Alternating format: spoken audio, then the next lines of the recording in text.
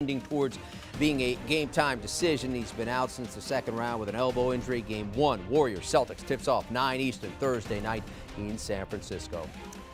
Elsewhere, Philadelphia 76ers star Joel Embiid had surgery Monday to repair a sprained right thumb. The MVP runner-up also underwent a procedure on his left index finger. He is expected to be ready for training camp.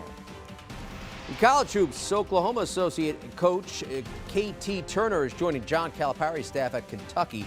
He'll take the place of Jai Lucas, who left the Wildcats earlier this month to take a position with John Shire at Duke. And in recruiting news, five-star forward Leonard Miller announcing today he will not be playing college basketball. He had narrowed his college choices down to Arizona and Kentucky, but will instead go pro. He has until June 13th to decide whether he'll stay in the NBA draft or play in the G League next season. Thursday is the second meeting in the NBA Finals between the Celtics and Warriors. First time since 1964. Golden State is the best at home this postseason. The Celtics, the best road team this playoffs.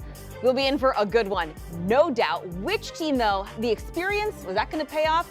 Or the Celtics riding the wave of youth and momentum? Only one will be crowned this year's NBA champion. And here's a look at the finals matchup. Teams split the season series.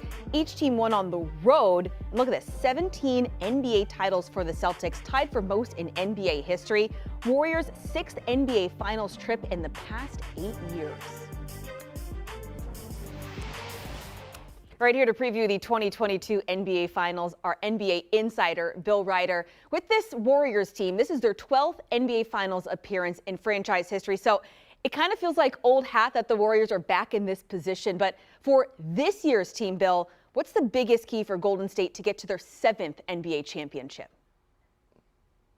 Yeah, you said it. And the key is for this not to feel like old hat, or at least for these guys not to fall in some of those habits that we've seen over the course of this run. Yes, it's been exceptional, and what they've done is incredibly impressive. Obviously, they're in the NBA Finals, but we've seen some lackadaisical play at times. We've seen a high level of turnovers in some games, and we've seen the Warriors sort of check out at times, assuming, and so far it's been correct, they could check back in. But this isn't Memphis, especially without Ja Morant. This isn't the Dallas Mavericks, who are still trying to find their footing at that level of play. This is a Boston Celtics team that has been extraordinary against 3 high-level opponents. And if the Warriors want to get another championship, add another ring to the collection, they have to be focused at every step of the way and not assume, like they have in past series so far over the course of this postseason, they can just put on the afterburners once they get behind. Yeah, Bill, good point. Boston's had a tougher road to get here. Now, Bill, while Golden State has been unbeaten at home this postseason, the Celtics, no slouch on the road, having gone 7-2, including a trio of wins in South Beach. What really makes this series so interesting, Bill, is to see how Boston's strength of defense plays against the Warriors' highly productive offense. So what's the key for the C's to claim their 18th NBA title all time? Yeah, Jim, you said it. I think one of the really fascinating things about this series is what the Celtics have been best at in this particular postseason run is the most important, most difficult thing to do against the Golden State Warriors, and that is to thwart star players on the offensive end when they're going up against teams. Let's just run through it really quick. They swept the Brooklyn Nets in large part because they made Kevin Durant look like an absolutely basic and average player. It was incredible how they went at him with their switching, their length. You said it, Jim, their defensive effort. Then they made life a lot harder on Giannis Antetokounmpo. He had some big games, but we discussed here on the network, this is a guy who just wasn't as efficient. It was a lot harder for him to get his buckets, get his points, and get himself and his team in rhythm against that Boston team. And even though Jimmy Butler had some huge games, Butler also had times where he utterly disappeared because Boston was able to get at him and just disrupt what he did. What the Celtics have to do defensively is make life miserable and hard, and at least a couple games ineffective for Stephen Curry, who's one of the best players in the history of the game, who's going for a 4th ring, who's approaching the same number of championships as LeBron James. You go down the list, that is not an easy task, but it's what Boston has to try to do. I mean, as you just broke it down there, Bill, Golden State, ton of experience. And in this game, the first one, they're a 3.5-point favorite, total 211.5. The regular season series split between these two teams, each winning one game on the road. How do you see this next installment playing out? Yeah, so when it comes to these sort of series, where I think there's still a lot to be seen, it's two prize fighters, right? Heavyweights kind of feeling each other out. I'm always going to lean toward taking 3.5, regardless of the teams. And since Boston is a plus 3.5, give me Boston. Give me those numbers. Now, I'm going to bet more money as the series goes on, and I get a better feel for these teams matching up against each other.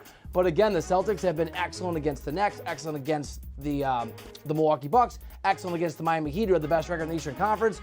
I know the Warriors are legitimate. I know they're the favorites for a reason. I know they got Steph Curry and Klay and Jordan Poole and Andrew Wiggins looking like he's the Renaissance man, and Draymond Green. We have slept way too often on the Celtics. I like Boston with those points. All right, Bill, let's keep the numbers in mind because I know you do, and sometimes you'll stray away from looking at a series as a whole if you're not in tune with what those numbers are. So with that in mind, let's look at it. The Warriors are the favorites to claim the title at a minus 155. Boston stands at a plus 135. Knowing those odds, how does this series play out?